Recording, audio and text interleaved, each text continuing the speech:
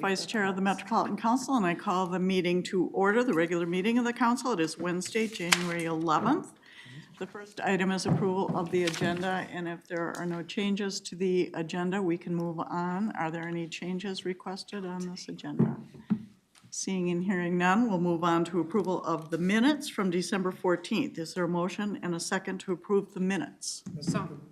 Oh, there's a so moved second on this side here. Thank you, thank you. Any discussion?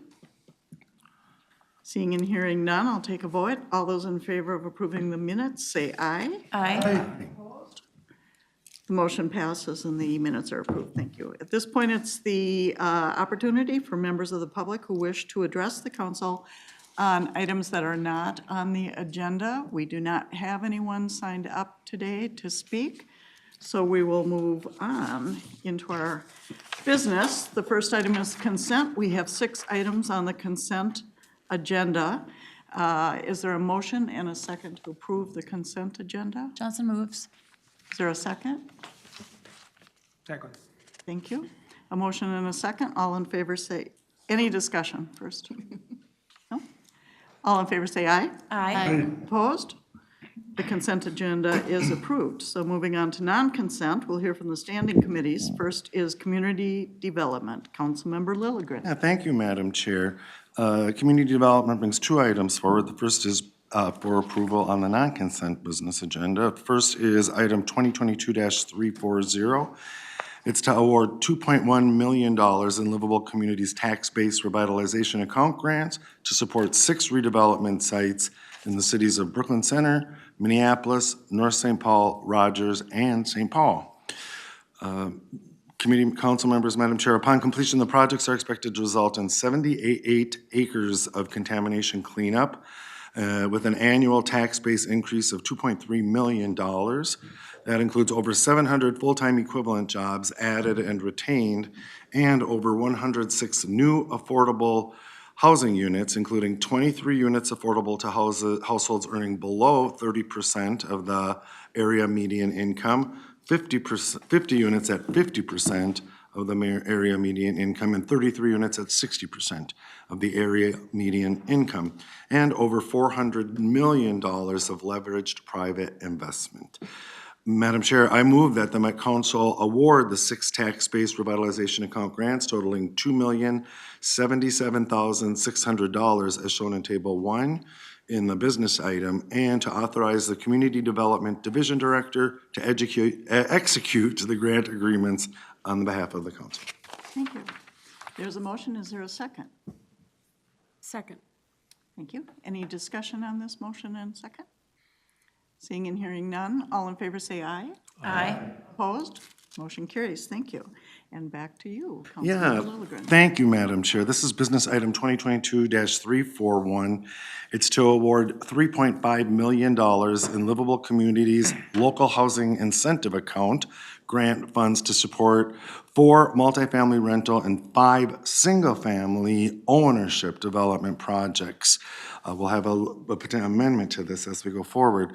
But upon completion, the proposed projects would result in 225 new affordable rental homes and 5 new affordable ownership homes, which is very exciting. And these LHIA awards will help leverage over $60 million in other public investment and over $46 million in private investment. And before I propose the motion, Madam Chair, I just want to disclose that I serve on the Capital Campaign Committee for one of the applicant projects. That's the Native American Community Clinic Housing Project. This is not the first time this has happened where I served on a Capital Campaign Committee for a project that comes before us, but I'm handling this one a little differently, where I have recused myself from any participation or discussion on the Capital Campaign Committee about this project, so I will be voting on it today, but I wanted to make that disclosure before I make the motion that, the proposed motion. I move that the Metropolitan Council award 9 local housing incentive account grants as shown on Table 1 of the Community Development Committee report totaling $3.5 million for affordable housing projects, and to authorize the Community Development Director to execute the grant agreements on behalf of the council. Thank you. There is a motion. Is there a second? Second. There's a second. Any discussion on this? Councilmember Vento. Madam Chair, And I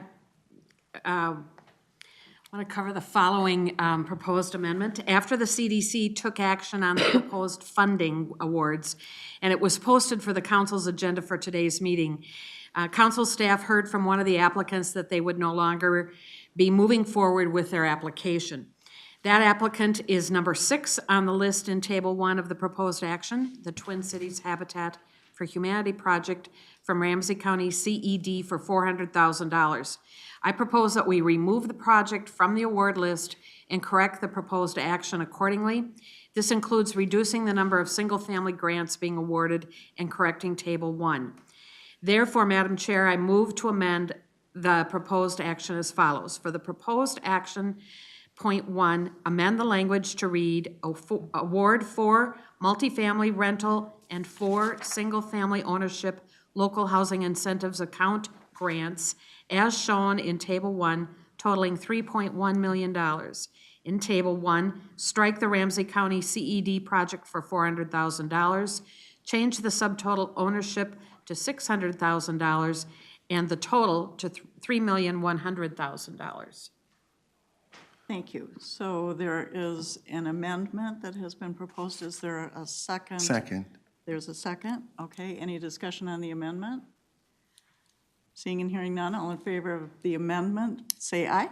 Aye. Opposed? That carries. Then we'll go, yes. Madam Chair, if I Councilmember could, Bento. I'd just like to note that Twin Cities Habitat for Humanity is an active participant in this program, and they'll be back. This was a case of a property arrangement not working out. So it's not that there's any big trouble, they'll be back, and we're glad that they'll be back.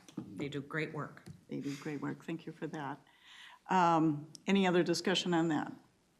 Seeing and hearing none, then we need a motion to approve as amended, I think. Is that correct? That's correct. Nope, I think we No. can just vote We can on the just motion vote it as amended. Yes. Okay. All right. All in favor, say aye. Aye. Opposed? The motion as amended carries. Thank you. Moving on to the Environment Committee, Councilmember Lindstrom. Thank you, Madam Chair and members. This is, item before us today is to continue one of our most successful partnerships that Met Council Environmental Services has. And this is business item 2022-308, and it requests that the council authorize the administrator to remove the permitting exemption for dental clinics so that MCES can implement general permits to dental clinics in our area that fall under EPA's dental office point source category. So this is a partnership that we've had with the Minnesota Dental Association. It began way back in 1998 with studies to evaluate the effectiveness of amalgam separators to reduce mercury loadings from dental clinics. And over the last 2 decades, we've had this partnership with support from the Dental Association. And it's a voluntary amalgam recovery program to ensure the installation of advanced amalgam separation equipment in all of the dental offices in the council's service area. We now have 800 dental clinics that are in this program, and there's been a 67% reduction in mercury in our Metro wastewater treatment plant, which is amazing. In 2017, EPA mandated that dental clinics use advanced amalgam separators. These permits allow for an enforcement path when dental clinics do not submit their annual certification statement. We do need to do periodic inspections to make sure that the dental clinics are properly operating and maintaining their separators. And therefore, Madam Chair and members, I move that the Met Council authorize the regional administrator to remove the permitting exemption for dental clinics so that MCES can implement general permits to dental clinics in our service area that fall under EPA's dental office point source category. Thank you. There's a motion. Is there a second? Second. Any discussion, questions? Seeing and hearing none, all in favor say aye. Aye. That motion carries. Thank you. And Councilmember Lindstrom. Thank you, Madam Chair. This is item 2022309, and it requests that the council authorize the regional administrator to negotiate and execute contract 22P270 with Black & Veatch Corporation to provide owner's agent services for design, build, delivery of our new Hastings wastewater treatment plant in an amount not to exceed $9,998,952. The facility plan was adopted by the council on February 23rd, 2022, and recommends reallocating the Hastings wastewater treatment plant from downtown Hastings to council-owned property at 2445 Ravenna Trail. This project will help meet the capacity needs of the long-term service area and respond to potential future regulatory requirements within the 30-year planning period. The request for proposals was issued in August 2022. The council received the proposals to be evaluated for the consideration of the award. The proposal submitted by Black & Veatch Corporation was selected as providing the best overall value to the council. The owner's agent contract will provide environmental site work, permitting support, supplemental planning activities, preliminary engineering evaluations, and design build project delivery support for the wastewater treatment plant. Therefore, Madam Chair and members of the council, I move that the council authorize the regional administrator to negotiate and execute contract 22P270 with Black & Veatch Corporation to provide owner's agent services for design build delivery of the new Hastings wastewater treatment plant in an amount not to exceed $9,998,952. Thank you. There's a motion. Is there a second? Second. Is there any discussion? Seeing and hearing none, all in favor say aye. Aye. Opposed? That motion carries. And once again, Councilmember Lindstrom. All right, here we go. Last but not least, we have item 2022-331 and a request that the council authorize the regional administrator to negotiate and execute contract 22P268 with Midwest Training Associates to provide training services in an amount not to exceed $555,000. We have instructor-led training for employees in environmental services is provided. This is provided annually and in each quarter. And this training focuses on safety topics to help employees acquire and maintain the knowledgeable skills and abilities and attitudes to remain good at their jobs and go home safe each and every day.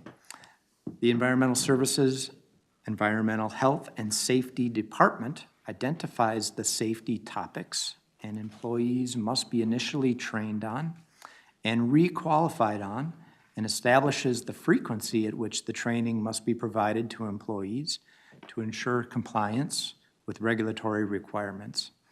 The training delivered through this contract aligns with these requirements. The request for proposals was advertised on September 15th, 2022.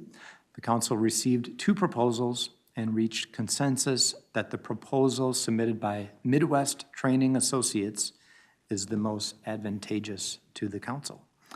Therefore, Madam Chair and members of the council, I move that the council authorize the regional administrator to negotiate and execute contract 22P268 with Midwest Training Associates to provide training services in an amount not to exceed $550,000. Thank you. $555,000. That's, yeah, I want to make sure I got that number right. The fives in there. Thank you. There is a motion. Is there a second? Second. Any discussion? Seeing and hearing none, all in favor say aye. Aye. Opposed? That motion carries as well. Thank you. Both the Management Committee and the Transportation Committee reports were on the consent agenda, so that will conclude our business for tonight, and we will move into our information session. We have one information item this evening. It is the 2050 Regional Development Guide Values and Vision Draft, presented by Michael Larson, Planning Analyst, Community Development. Welcome, Mr. Larson. Thank you, Madam Chair. Good afternoon to you and the rest of the council. Again, my name is Michael Larson. As you said, I'm a planning analyst in the Community Development Division. Here we are, good, okay. So I'm here once again to discuss the development of a working statement of values and vision for the next Regional Development Guide, the 2050 Regional Development Guide. Today I have proposed content for your consideration and discussion. Your responses, suggestions, and direction today will help us further develop this work product and for a follow-up meeting with you on February 1st. So there are two parts that are planned for today's discussion, each with a small group breakout. We had originally planned to meet last week, weather permitting. Obviously, it did not permit us to meet last week for Committee of the Whole. Because we're here in this room tonight, it might be a little bit awkward to break out into small groups, but we thought that might be possible to pull back your chairs and make that work. If for some reason we find that is a little bit awkward or doesn't work, I would leave it to you, Madam Chair, to kind of reconvene us in a larger group. But I think seeing all you here today, I think that might work. We have staff here to take notes in your small groups, kind of intending to prime the conversation in small groups and then continue that conversation in as a larger group. So I'd like to, first of all, I want to talk about values, and then we'll have a discussion about values, break for a small group, come back to the whole, and then discuss potential elements of a vision. So I'd like to first start with our proposed structure for values. What we're doing is proposing a succinct statement of values in a way that is clear rather than nuanced. We continue to operate under the principle of progressive elaboration. In other words, in our planning process and in our policy documents, we don't want to over-explain ourselves or provide unnecessary context, but the amount of information that's relevant to the purpose at hand. So what we're proposing is a short-form statement that will include a single keyword representation. Then we'll have a more multi-sentence articulation that begins with a positive statement. In other words, we value this. The second will be an acknowledged statement that of recognizing a need or a particular issue that we're statement. And then finally, a commitment statement that the council will do this or we will commit to doing that. So it gives the values kind of a structured hang on that's succinct and purposeful. Yes. So when we, values are really reinforce core beliefs or principles that guide our work. In previous presentations, we talk about these sets of values, sets of value terms that come up that are related to one another. So today we're proposing that these groupings be represented by words that we think are the most powerful and impactful and representative. So core values, if you will. So not surprisingly, we propose that a core value be equity. And the second core value be leadership. The third core value be accountability. And the fourth, stewardship. So I want to dwell a little bit on each of these, what we're calling regional equity, a regional core value, each of the core value, and these other key words were what you had just seen. So based on, collaborative thinking and input from you and others, this is what has been the inspiration for some of this work. So again, we begin with a positive statement. The first positive statement is we value the well-being of the diverse communities of the region. The second acknowledgement statement is we recognize the harm that injustices, including racism, have created. And the third statement is that we are dedicated to creating systems, policies, and programs that repair past harm, foster an equitable future, and eliminate disparities. Communities that have been marginalized in the past will be at the center of this work in leadership roles. The second regional core value that is proposed for you is leadership, with the other keywords shown there for reference. The first positive statement is we value those in our region who inspire and motivate others. The acknowledgement statement is that we need leadership to help confront the significant challenges that we face around equity, climate change, and other pressing issues. And the third commitment statement is that to maximize the potential of our region and its communities, we need leadership that is diverse, collaborative, culturally competent, and innovative. This leadership needs to come from all sectors, including business, government, nonprofit, and education. The third regional core value as proposed is accountability, with the other keywords of transparency and effectiveness for your consideration. The first positive statement is we value being effective in our work and achieving measurable outcomes. The acknowledgement statement is that we must be open to criticism and clearly understand if we are not achieving results.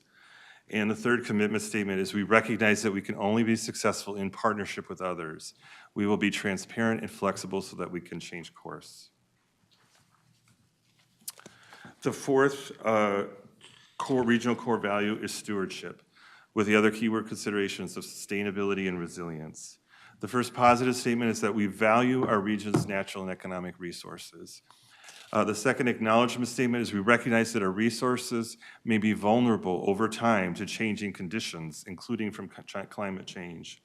And the commitment statement is that we must design our systems and allocate our resources in ways that can be sustained over time and support the needs of future generations. So that concludes the first part of my presentation. Now I'd like to, Madam Chair, suggest that we prime the conversation by breaking into small groups. We have these set of questions for your consideration. And I'll just read them right now. Are these statements succinct and clear? Are important words or points from this set of values missing? Do we have the right tone? Is something unnecessarily long or repetitive? And is the set of values that we've presented to you clear in your mind?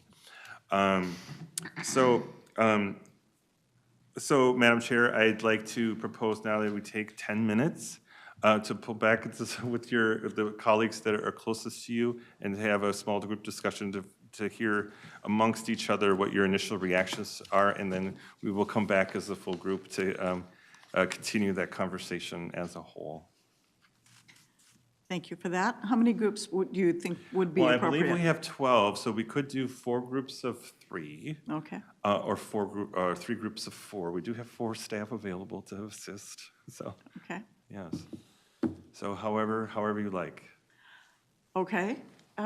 Let's see how we can sort of, it makes sense to just kind of go with the ones closest to you. So do you want to do, let's do 4 groups of 3.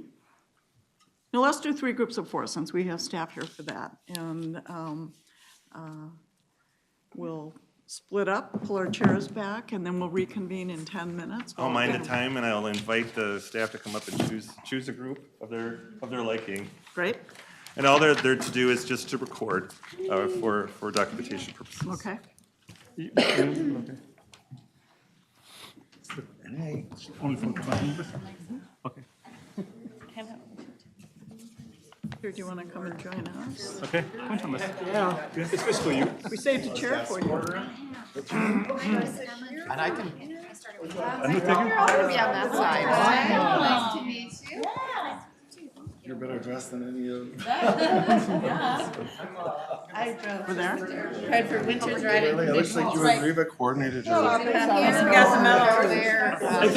Councilmember Fredson comes back. We'll just set short here, just real quick. Let's You might not be go. needed. Peter, you're coming here, okay, great. There we go. Okay, You can come back with me, although we might be. perfect. All right. can't say I've ever sat over here. It's from all you face that way.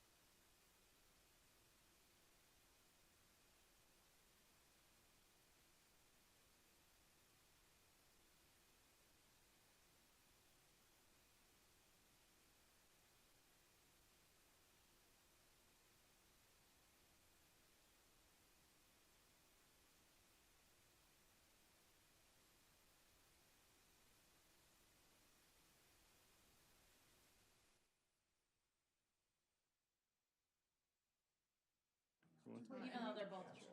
Well, I think you could, I think accountability is one of the words, and then outcomes has both equity and stewardship. I don't think leadership is in either of those. To me, the rub comes because, is economic resources, are we talking about our fiscal or Yes. fiduciary That's what I obligations? think. You know, And the second bullet point Or is specifically it- talks about climate change, so I was in right, so it environmental feels, here. it all feels very environmental. Yeah, so is this supposed to, like, should this be sustainability and a separate one in stewardship? Where we have responsibility. A separate bullet or a whole separate area? Separate bid on You're right, these, was telling otherwise me, it's like how getting do you too live much in Minnesota? together. I think another box. But, and I don't know, if- I don't know if Columbus, that's it was the very right warm. word It to was use. around, you can carry only your jacket and so it's extremely But a warm. different The problem, it's really hard to get in, but once you are in Minnesota, you will never leave. Is that part of Really accountability? beautiful more, that people, fiscal- amazing volcanic That's what I was very, it I offers a think, lot. yeah, I think it's confusing where it's I at. do too. I think the economic part. Slowly convincing everyone, other parts of the country to come move to Minnesota.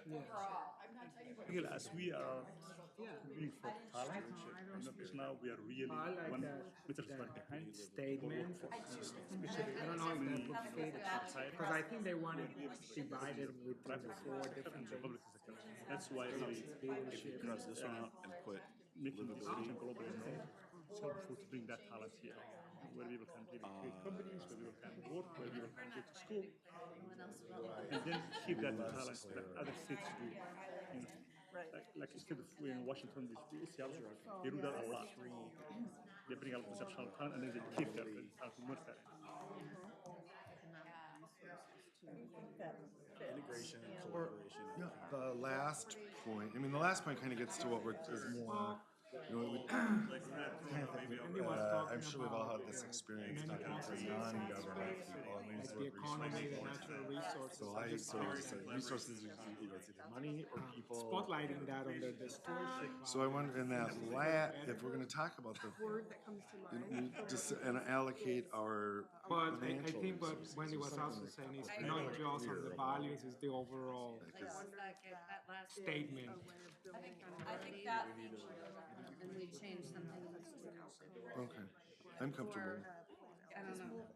I'm trying not to lead you, I don't, I don't, reporting what I'm hearing. I don't want to paraphrase, but that's, I think that's what you said. But I think I like the language, I mean, it resonates with me about the needs of future generations.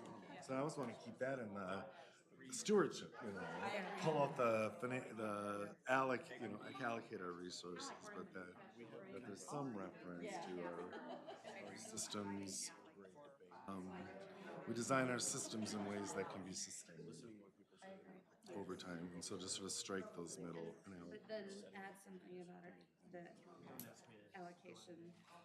If I can go, just going back to the, Yeah, And that's where you or can under be accountability, just right. be fiscal stewards of the whole. How do you see, Yeah, right, reference to the fiscal responsibility. how do you see what Opti's proposing as far as attraction and retention? under the equity, and just to echo what Sue said about the different types of disparities. You know, I'm just You might looking want at to the strike three that since it's a different, category, right, is what-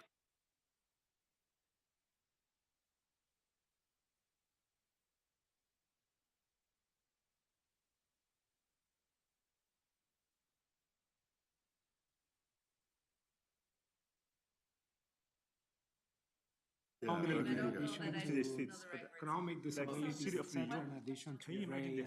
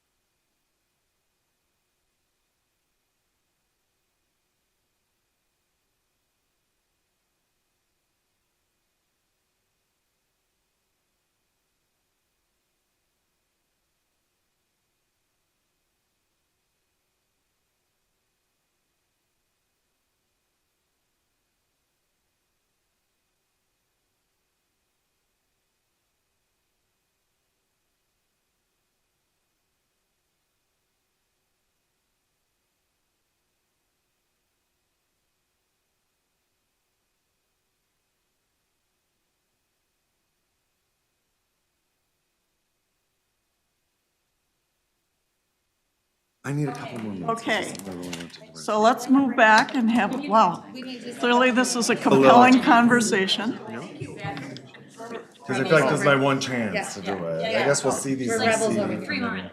Okay, okay. Is that cool, Madam Chair? We need more time. We're at kind of a critical juncture. Just a couple more minutes. Couple more minutes? Okay. Thank you. Okay. Yeah. Thank you, All everyone. right. So this is a piece, and I've just been talking about it a lot lately, and it's probably half-baked. Yeah. And I just gotta get keep there. It has to talking do a into the lot with, microphone. the deep disparities that happen, that occur in our region, deeper than anywhere else in the country, you know?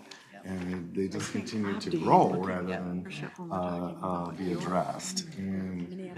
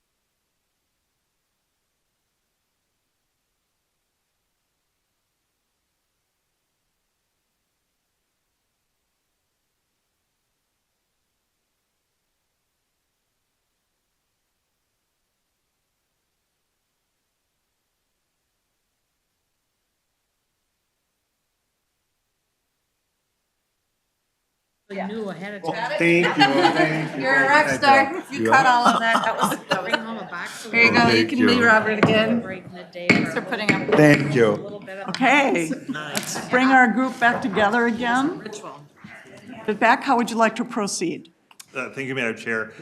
First of all, I just want to say I'm excited about the energy in the room. I don't think I've ever had a small group in my entire career want to continue past the allotted time. So I'm excited to hear what you have to say. I don't have any particular way that I prefer to get your feedback. I would just like to hear your reactions and your suggestions for, and I think we can spend a few minutes on each of these values. So I'd like to start anyway with equity and hearing what you had to say about how we framed this in the content. So whoever wants to start. Councilmember Lovegreen. Yeah, thanks, Madam Chair. Thanks, Mike. And thanks to this group. We had a great conversation. And this was one in particular. I mean, there were some things we touched on where the language just didn't feel quite right, sort of using the valuing the well-being. It felt a little like patronage or something, you know. So we offered some different language that got recorded. But the big thing I wanted to talk about, and this is like probably the third time I've talked about today, but just acknowledging that we have deeply ingrained race-based disparities throughout our region, as big as anywhere in the country. And it perplexes us, right? It's not how we see ourselves, and we're not making progress, and we haven't been making progress. And so how can we frame this in a different way so that there's an opportunity to maybe make progress and actually make progress? And so the word that I introduced to our group, and we kind of worked in, I think Reva offered a great edit, was the idea of healing. And that there's we talk about repair, past harm, but repair is different from healing. And I feel like until we're willing to have in this region, in this state, in our communities, really honest, authentic, truth-telling conversations about what the damage is, who caused the damage, and how, we're not gonna get to the point where we're healing. And I feel like healing is a fundamental step that needs to happen if we're ever gonna close these gaps in our communities and address equity here. So thank you for listening to me, everyone. Madam Chair, Councilmember Lovegreen, I would like to respond to that. I think that's really interesting, Councilmember, that you brought up the word healing, because we have been working with the Center for Urban and Regional Affairs and C. Terrence Anderson, and at their conversation yesterday, we talked about, actually, my colleague Dr. Steve Vandergriff talked about the importance of healing So that was part of our conversation yesterday, importance of that. So thank you for bringing it up thanks, again Mike. and reinforcing that. Thank you. And Madam Chair, Robert, did you also mention success rather than well-being? That was the word that we recommended out of well-being, rather than well-being, the success of diverse communities, and then even removing the article "the" because it felt like it was something separate. Like the diverse communities are something separate from all other communities or something. And then I think, Reva, if you wanna, you really worked in the word healing somewhere really well, and In the second bullet. that was, I just talked about comparing the two words, programs that heal and repair past harms. right, thanks. Thank you. I have a question, sort of prompted, well, we talked about it anyway, but also this sort of reinforces the question. So, Mr. Larson, when you have this, you have equity, regional core value, and then you have other keyword considerations which are reflective of equity. Would those other words, other keywords be listed to act in the plan so that people can see that? Because, we've talked many times about the importance of language, and a single word can say a lot of things. And we've talked many times about the word equity meaning something different probably to everybody sitting up here. So these other words are equally descriptive and important and help us understand exactly what, to me anyway, as I read this, when you say equity, other word considerations, and adding in the healing or the well-being or repair, and, the things that Councilmember Lilligren just spoke about, and Councilmember Chambliss and Johnson. So would those words also be included, or are you looking for a word to capture? Well, Madam Chair, I guess how I would respond to that is that, one, we thought it might be very powerful to have a very simple set of words to encapsulate our values. And secondly, I left those words on the slide and to remind us of the other words that were considered. In some cases, I believe I've used them in the text, in other cases I may not have. Language is very powerful, and, I think I've had some conversations with staff about, the struggle around language. Language is not perfect. I mean, the connotations for different words can mean very different things to different people. So it's really as much of a process as it is an outcome to develop this language, to develop a shared understanding. Like if we miss the word healing, we may not resonate as much with the content as we'd like to. We want to reach people. So I think, I would fully expect, like when we talk about equity, or if we integrate these issues of justice in other parts of the plan, we might want to consider, where we talk about justice or cultural competence or respect, where it fits. So, I put that up there as a reminder, for you and for others. Okay, thank you. So on equity, were there other comments? Did you have your hand up? Councilmember Wolf? Yeah, I'm not quite sure how to phrase this. We didn't get into the individual things. We were talking about the overall tone more in our group. But so I was in the Army Reserve, and so I had some very diverse colleagues. And none of the rest of you have been in the military, but it is one of the most equal opportunity employers on the planet, where no matter what background you come from, you can achieve, and they help people understand that there's nothing limiting you in your future. You can do whatever you want to do. Yeah. The tone here, like when I was student teaching at North High, or when my husband was mentoring Hmong youth in Minneapolis, it tends to be really negative. I'm just a whatever, and therefore I can't get anywhere in life. And I want to avoid that negative tone in what we say, because the most important thing to being successful is knowing what your options are and believing that you can attain them, regardless of your background. If you don't have those two things, you're not going to be successful. And when you use all that negative language around equity, you're kind of reinforcing that I'm just a whatever. I mean, we had some interns give presentations several years ago, and one young lady got up and said, I'm just a Latina, but, and I thought, no, you're not just a Latina. You're a strong, beautiful, courageous woman doing good things. You're not just anything. And so I'd like to get away from the negative language and work towards positive language on equity. Mr. Larson? Yeah, Madam Chair, Councilmember Wolf, thank you for sharing that. That's something that I think we've been struggling with too, and this is why I kind of wanted to try to balance that in these, in these conversations, or in this structure, to balance balance the acknowledgement of past harms or current struggles with not pathologizing people, but really, like maybe discussing unmet or unrealized potential, for example, so. Other comments on equity from anybody? Madam Yes, Chair. Councilmember Johnson. I really appreciate where you're coming from, and for me, I think that until we recognize, and I would say even in the second bullet point under equity where it says have created, I believe there are things taking place right now we haven't fixed, so it continues, or we would have a long time ago moved the dial on closing the gap here in the region. So we haven't fixed things yet, and I don't want that statement to sound like, well, these things have happened, they continue to happen, and we know that through some of the work that's being done to undo these systems. So I hear you that we don't want it to be negative and people to feel less than, but I also know that until we as a region come together and go, things have happened and we need to address them, I don't want there to be, and I know this isn't the intention, I don't want there to be a glossing over.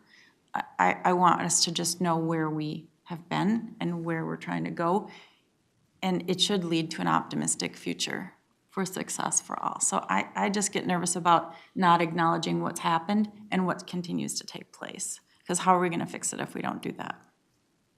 Councilmember, or Mr. Larson, sorry. I haven't applied yet. Madam Chair. Deadline's passed. Pay cut if.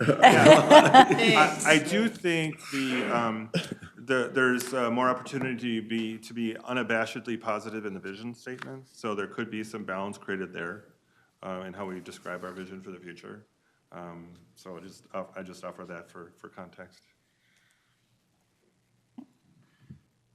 Anything else anybody wants to share on equity? You feel like you're good on that particular value? Okay. Let's see how we're doing. Okay, moving We're right good. along. Okay, so I'd like to hear what you thought about leadership. Anybody on leadership in particular? Madam Chair? Yes, Councilmember I get Johnson. the leadership box for our group. I think this is really good. I think the thing that struck me was under, the first bullet point, we value those in our region who inspire and motivate others. There are a lot of people in the region or around the world who are inspiring and motivating others, but it's not always for good. So I would like there to be a qualifier in there that says something about, we don't just admire leaders for the sake of leadership. We admire leaders that are trying to take us to the better place that we're defining through our vision and our goal statement. So I don't know how you work that in there. I think we all assume good in this statement, but for people reading it, I guess in my lifetime, I never thought I would see leaders around the world doing some of the things that they're doing, and I don't admire them.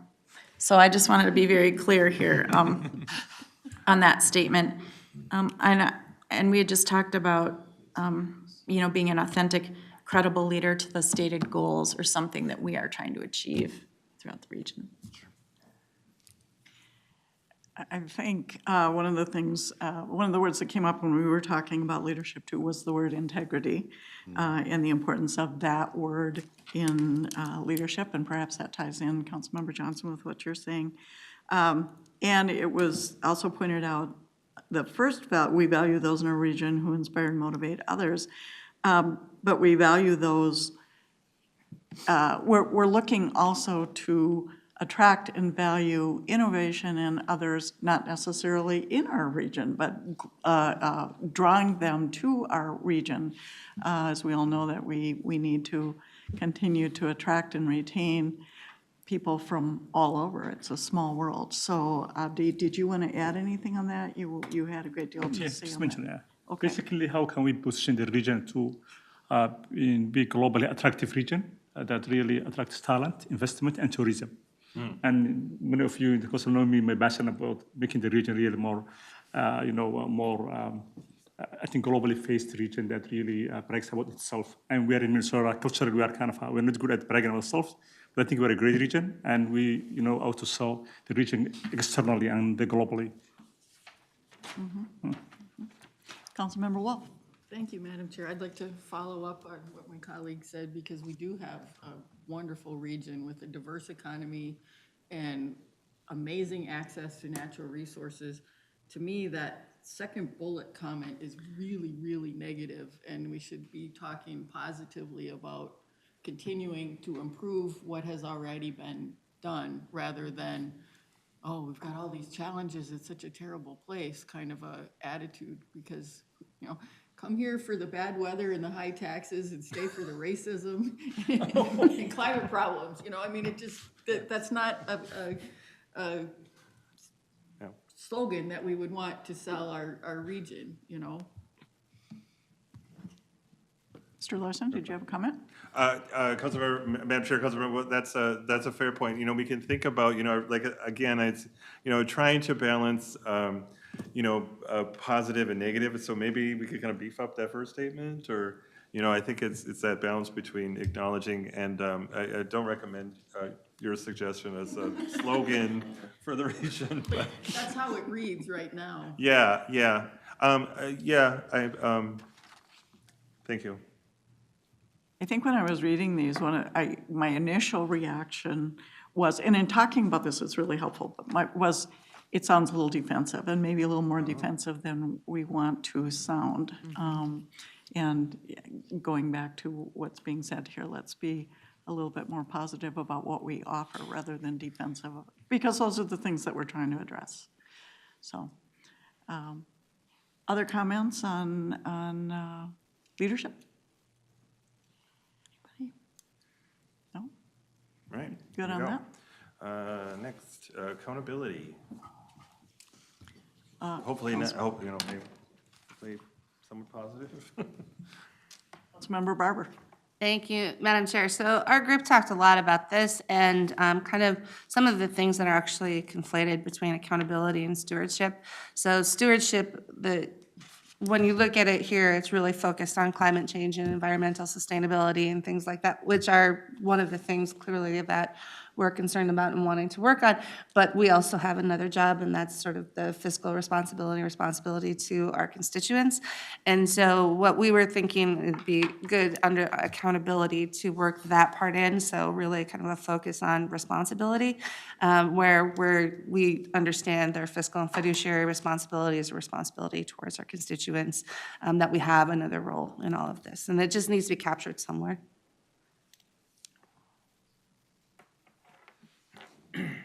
Madam Chair, Councilmember Barber. So I wasn't quite clear about when you brought in the fourth of stewardship. That's where we were working in, I think, issues of fiscal stewardship too.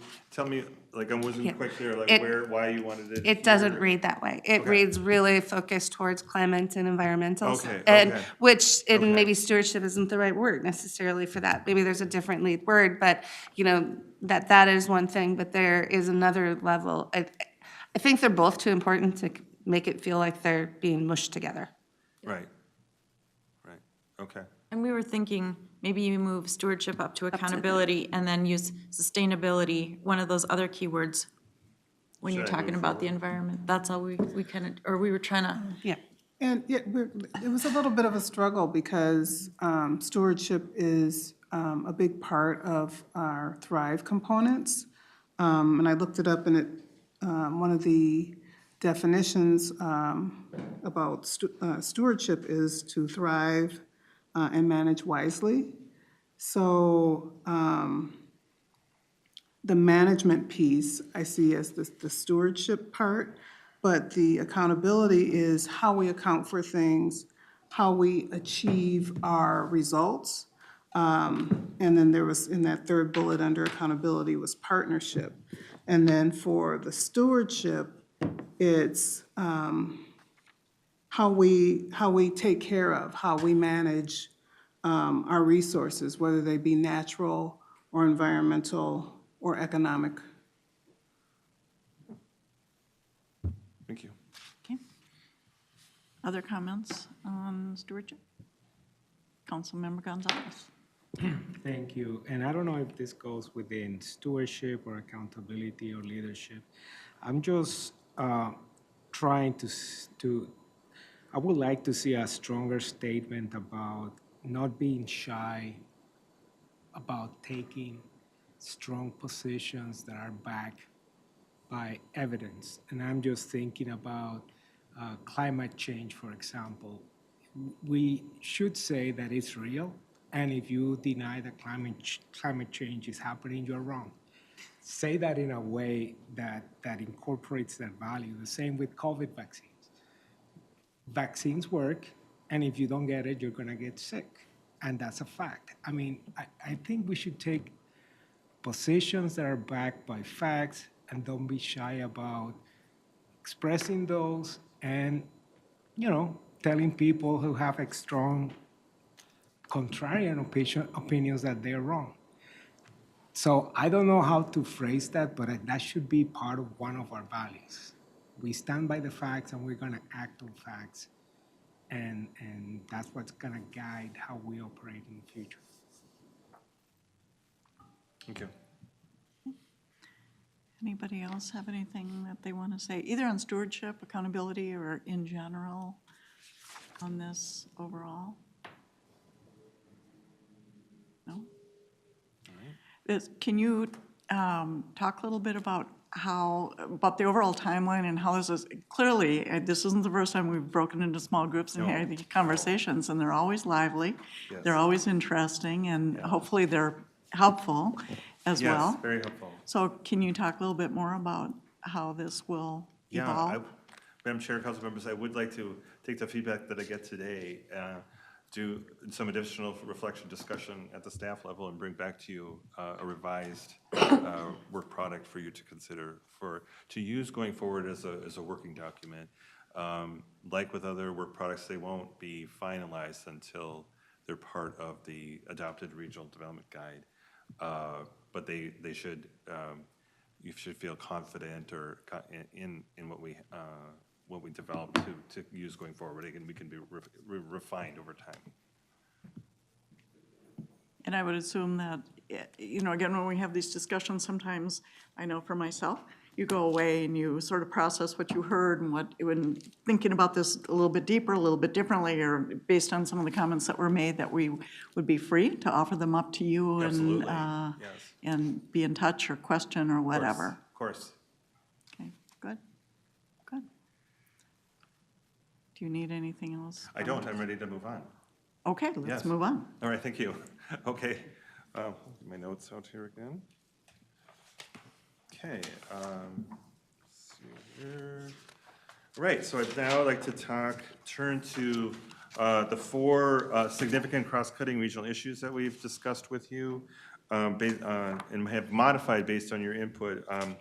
So these are this proposed set of regional vision statement. The most recent direction is a public health, safety, and well-being, recognizing that our built and natural environments are important for quality of life, but inequitable or unsafe conditions might result in illness, injury, or death. And with our experience with the COVID-19 pandemic, we realized that public health crises like this can have an immediate, significant, and long-lasting impacts on the well-being of our communities. So in addition to, equity shows up again as not as a value, but as an issue. And as climate and natural systems obviously are the other set of four, part of the set of the four. So what we're going to talk a little bit about the proposed vision structure. We're going to use, again, kind of a short form statement based on these cross-cutting issues. We'll articulate that vision based on kind of a checklist, and if you don't have this, if you don't have the memo in front of you, I do have copies of the information item I can pass around. On the back side, you'll see, as referenced previously, the set of sort of our checklist to ensure that we're kind of addressing all of these as part of the vision statement. So I do want to say that these sets of statements might serve two purposes. One is to kind of help articulate what we mean by the particular vision.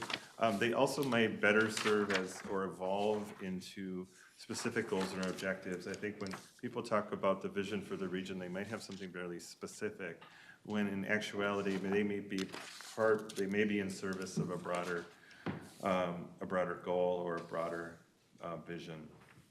So these are written in the present tenses, and I had to look up how many, and we have like 13 tenses in English. So making sure that we're using the present tense in all of its iterations, so that we have some consistency there. So that was kind of fun. So we also go kind of through turning these cross-cutting issues into a set of vision statement. Equity becomes a region is equitable, inclusive, and welcoming, and so that inclusiveness and the welcoming shows up in this particular vision statement that had been a subject of discussion with you in the end of November. Climate becomes a region leads on climate mitigation, adaptation, and resilience. Natural system becomes our region protects and restores natural systems. And public health, safety, and well-being become our region's communities are healthy, safe, and vibrant. So I will go through each of these one by one to these a little less structured, intended to a little less consistent with each other, but intended to touch upon all of the kind of things that we want to hit upon for our particular vision. The first statement is we uphold communities harmed by past and present injustices, including institutionalized racism. Communities of color participate fully in the economic and social life of the region. We no longer have significant income and wealth disparities related to race. Places throughout the region are affordable and accessible, including for people with disabilities.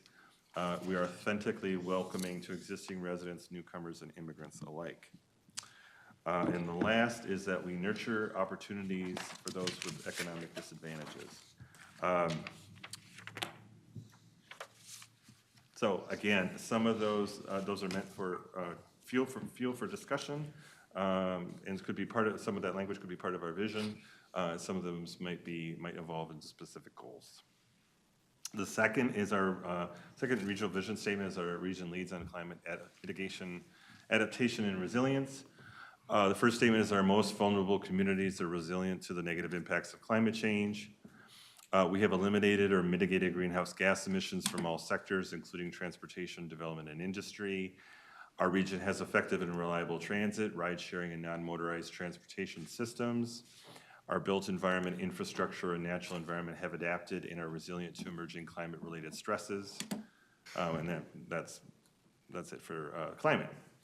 The third, natural system, our region protects and restores natural systems. Development is orderly, efficient, and integrates natural systems as community assets. Development and infrastructure respect the constraints and vulnerability of natural systems.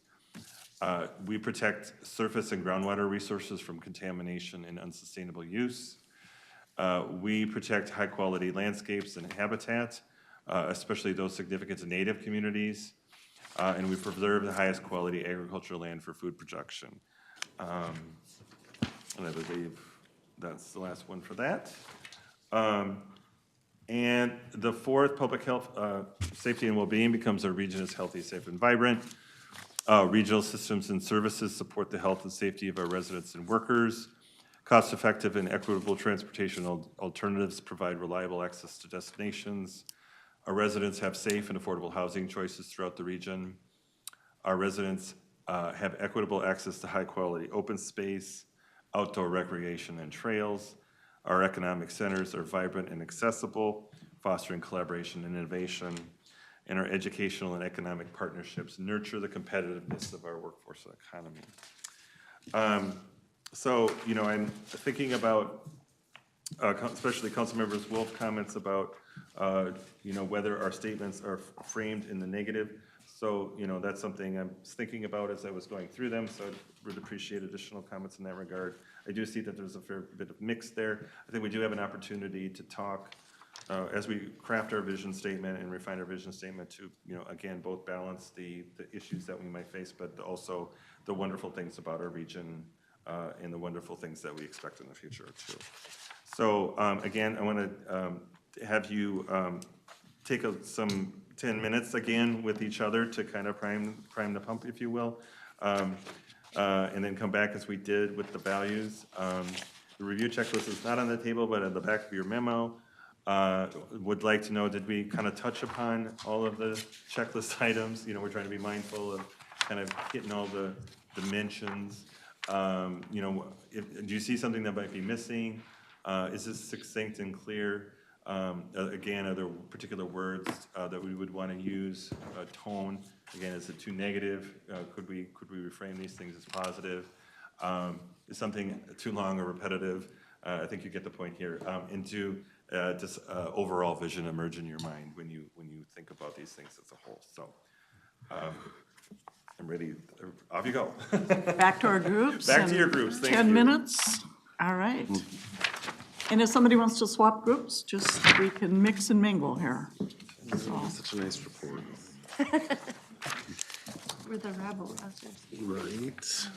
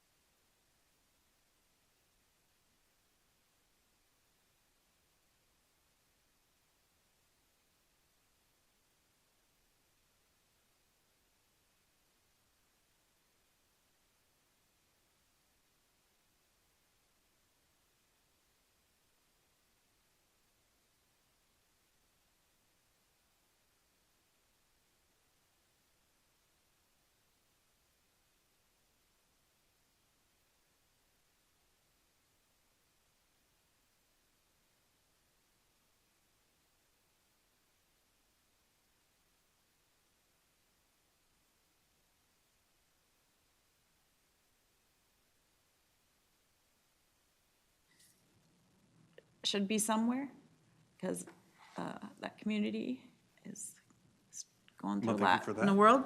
And what else was there?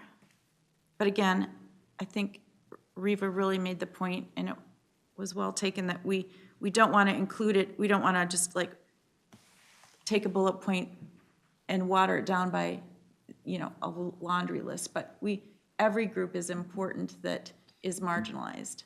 And we've started to call out important ones, but there's others that we have not talked about. Madam Chair, Councilmember Johnson.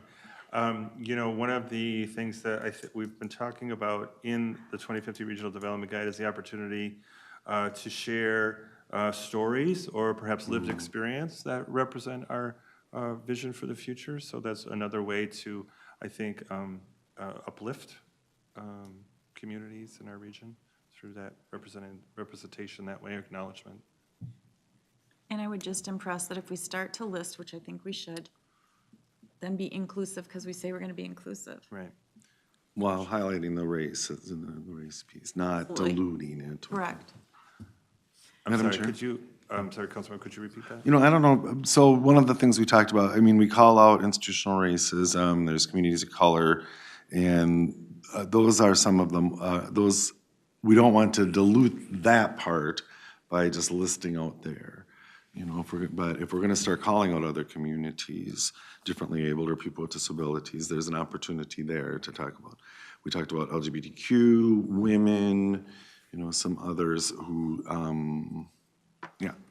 Aren't fully participating maybe in the Right. way they should be.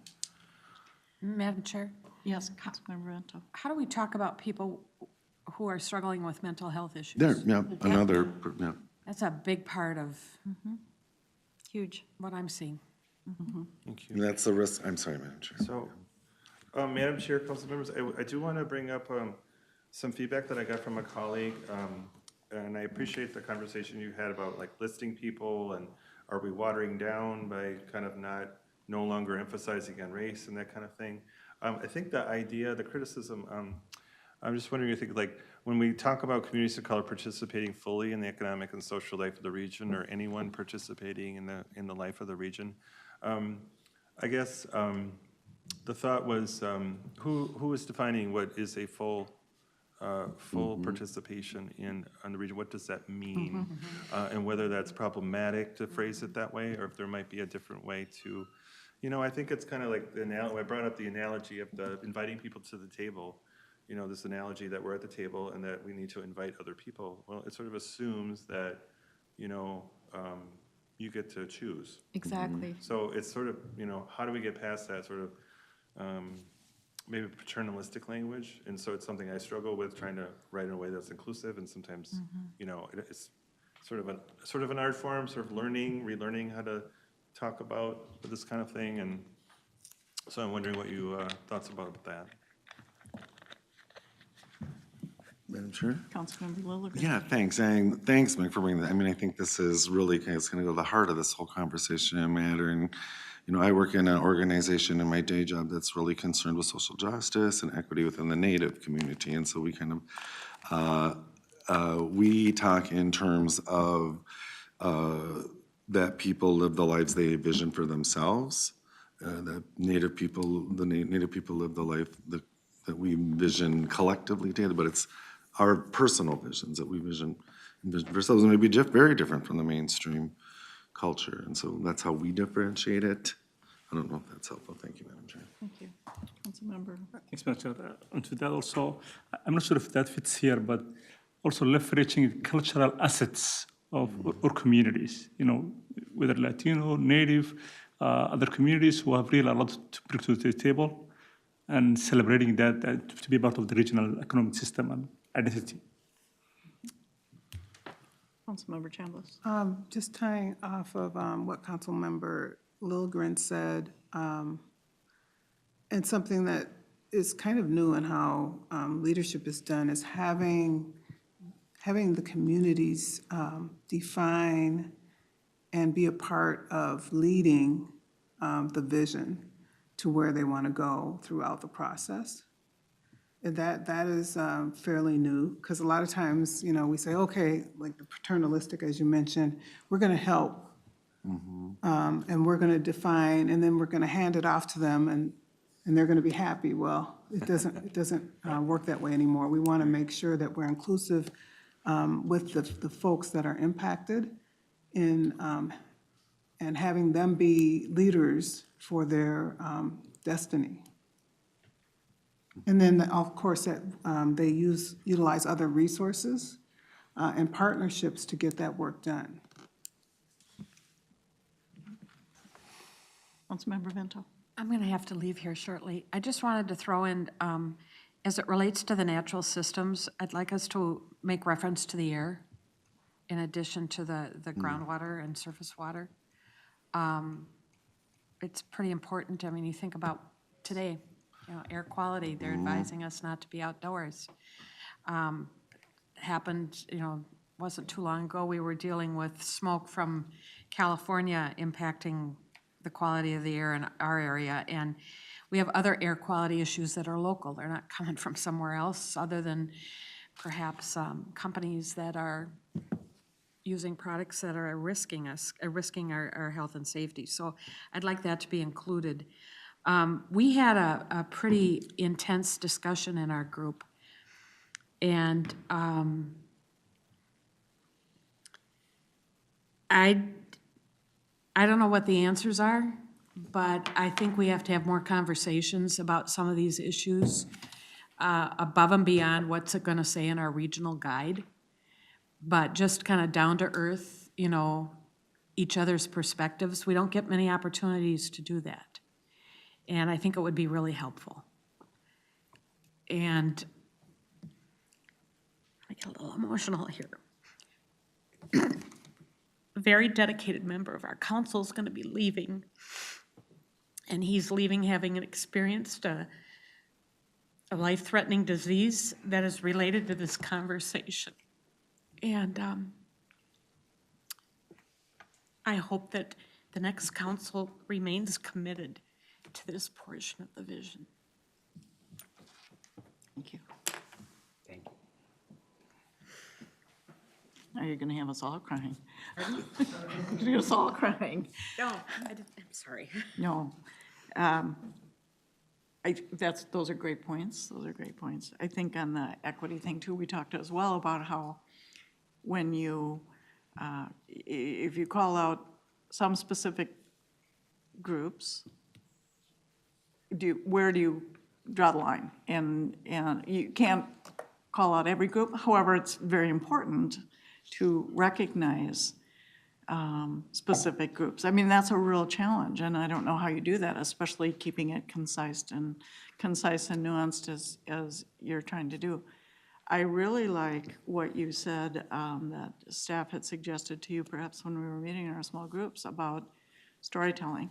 I think when we have had other meetings over our years on various topics, we've talked about the importance of storytelling because the words are the words and they mean a lot and they're really important. But hearing people's stories, I think, really conveys a message that you can't get any other way. So I think that's just really, really a strong addition to what, as you're pulling this together, I like that a lot. Good, thank you for that feedback. Yeah. Other comments on this? Oh, Councilmember Wolf, thank you. Thank you, Madam Chair. I guess on the whole listing everybody thing, I find that problematic because somebody's always left out. Right. And I can't remember if I said it in the big group or in the little group, but the small communities around here feel left out, like they never have a say in what's going on and that people make assumptions about them. I mean, when you have a community with 87 people, like New Trier, it's a little different government than Minneapolis and a little different way of life when you have no grocery store in town and no gas station in town and you have to drive a long way for any of those things. And a lot of those communities feel like the Met Council is just some big ugly government entity that's out to get them and doesn't listen. And so I'd rather not list every group that is not feeling like they're listened to than leave some out. Madam Chair? Yes. I mean, to that, and it just, every time we talk about equity, I always think, we don't talk about geographic equity.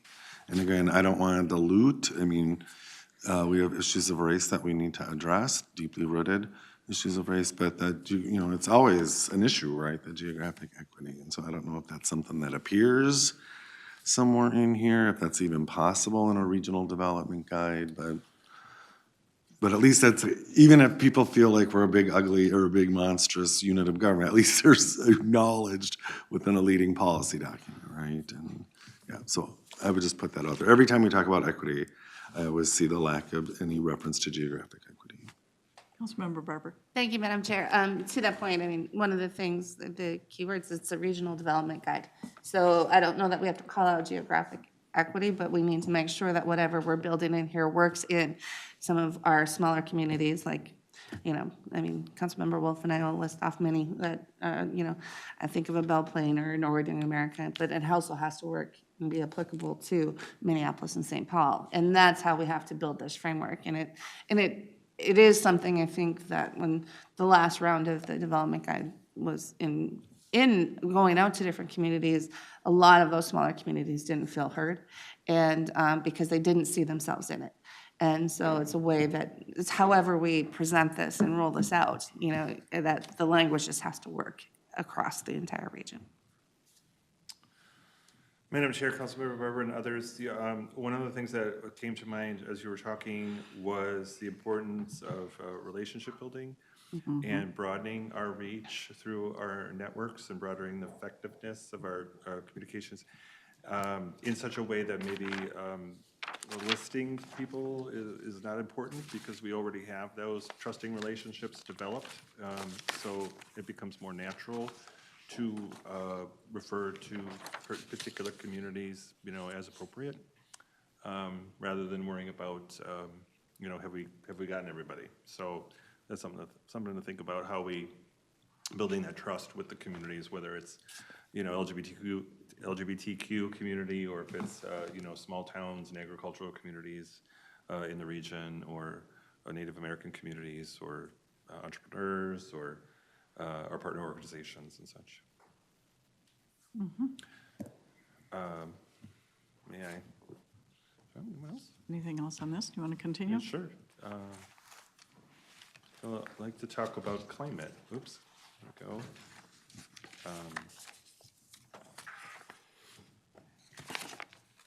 Comments on climate? Councilmember Barber? Thank you, Madam Chair. I think our group, when we were talking, we just had concerns about the wording on the first one, because we really want all of our communities to be resilient to the negative impacts of climate change. We still think it's important to call out in some way that including our most vulnerable communities, something along those lines. But we want to make sure that, I think all communities is really the actual goal. Sure. Thank you. Other comments on this one? I like the strong statement that we have eliminated, obviously it's impossible to eliminate, or I shouldn't say obviously, but, or mitigate it, but that's a really strong statement. And I like in some of these that there are some really strong statements that we're eliminating this rather than we're trying to do better, or we're gonna reduce by, or something like that. I think these strong statements and strong words are really important to factor in. Councilmember Wolf? Thank you, Madam Chair. We've been kind of missing dealing with the current climate here, and I don't know how we get across that we need to remove snow for everybody in a meaningful time frame. I just drove past the Apple Valley Transit Station on my way here. I had climbed over a 3-foot snow berm to get onto the bus last week, and it's finally being removed today. So that stop was not accessible for disabled people on the Red Line for a week. And when we have, in Minneapolis and St. Paul, some places not getting their street plowed for at least 3 days after a snowstorm, or the plow messing up the sidewalk or vice versa so that you can't get around. that's an important part of dealing with the climate. It's not just summer here, we have winter too, and we have to be rational about the need to make it clear for everybody to be able to get around the city, because it's awful hard to walk if stuff hasn't been shoveled. Thank you. Councilmember Thank you. Chambliss. Yes, I'm just tying into what Councilmember Deb Barber said. If I can try to remember your last name. On the first bullet under climate, just so that I think the heart of the meaning in this bullet is that our most vulnerable communities are largely impacted by negative impacts of climate change. So maybe if we can figure out how to reword that, because I don't know how to reword it right now, but so that we don't lose that thought in rewriting it. Sure. That's clear. Thank you. Okay. Anything else on climate? Do you want to move along? Okay. I think we have...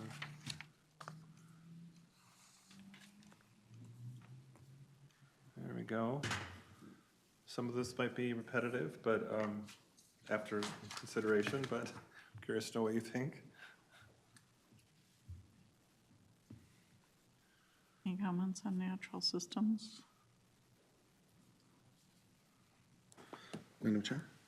Yes. Yeah, thanks. So I'm glad we have a reference to agricultural land and food production, so thanks. One of the reasons I like the food production one is because of the increasing interest and investment in urban farming. And so I feel like that's one of the closest things we get to regional equity is talking about the rural and then also the urban. And then I appreciate the bullet point about landscapes and habitats significant to Native communities, but it just feels awkward. We had quite a bit of conversation in our group about it, and we weren't really clear what high quality landscapes meant or habitat, and then I just made a side observation. Just more and more, it's becoming clearer to me how the importance of a natural habitat or pre-contact land here. There's some proportional relationship I'm observing more and more between how important that was to the indigenous peoples that were here and how much it was desecrated through colonization, industrialization. And so I feel kind of like that's what we're trying to get at in this bullet, but I just don't know that we're there yet. Madam Chair, Councilmember Lilbergen, I certainly would appreciate your thinking about that, sleeping on it. I think I struggled a bit. I was trying to get at some of the things that you sort of... And I appreciate that. kind of integrated way, thinking about the things you had just mentioned, thinking about the resources we have today that may or may not be related to Native history and use of practice. And it felt like something to talk about together. But yeah, there's not completely hit the mark. So any thinking about that would be appreciated. Thank you. Other comments on natural systems? No? All right. Okay. So glad you're not completely running out of steam. Just one more here. Getting there. Getting there? Yeah, me too. Me too. I'm sure. Our region is healthy, safe, and vibrant.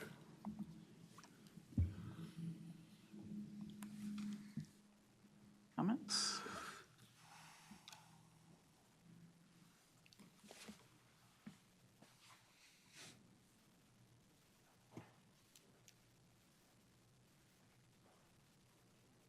This one feels a little more positive to me overall. Councilmember Wolf.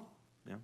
Why do we only care about our economic centers being vibrant and accessible? Madam Chair, Councilmember Wolf,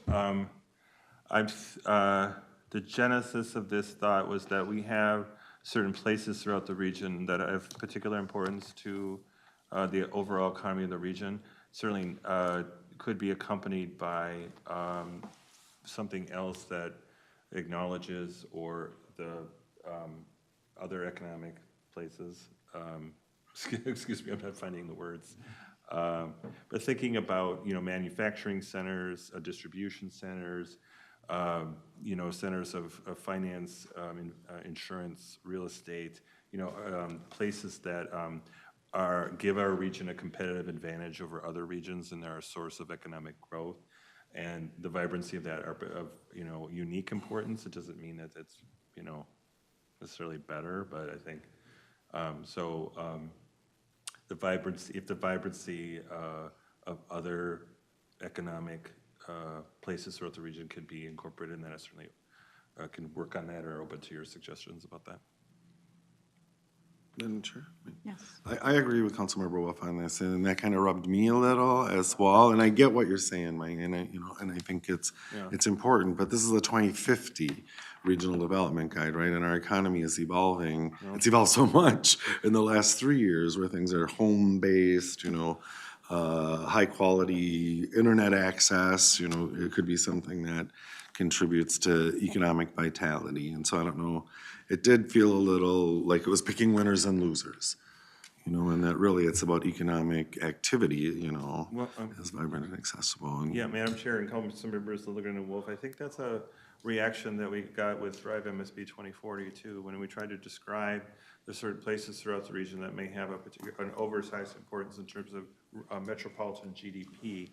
So how do we balance that? I think one of the things that is trying to get at too is the importance of place, places that are meaningful to people, places that are exciting, places that are cultural centers, main streets, in maybe small towns and that kind of thing. So, Councilmember Wolf? Thank you, Madam Chair. In different parts of the region, and different people have different things that they value. absolutely, yeah. I mean, I go to Meadville a lot more than I go to Minneapolis. So, just because maybe more people in the metro are centered around Minneapolis doesn't mean that that's a universal Right. draw. And Madam Chair, if I may, and I agree, and for 2 years, my economic center was my home. I didn't really leave, so I feel like there's a better way of expressing this. Understood. Yeah, thank you for that. Councilmember Chambliss? I just had a thought that, I don't know if the economic centers is the right word, but I'm certainly looking at economic growth. And that might help a little bit to expand it geographically. And then the word accessible is closely aligned with opportunity, I believe. So maybe figuring out how to strengthen the wording from both of those standpoints, accessibility and opportunity. And that might tie into the growth aspect as well.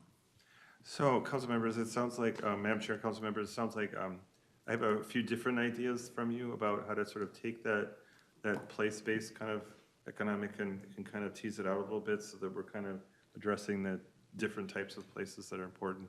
And I think too, we can tease out what we mean by accessible. And what I'm hearing is that accessible in terms of transportation, but also accessible more broadly in terms of the relationships and the connections and the access to opportunity, like you had described. Sort of the metaphorical access, or maybe it's quite right way to put it, but yeah.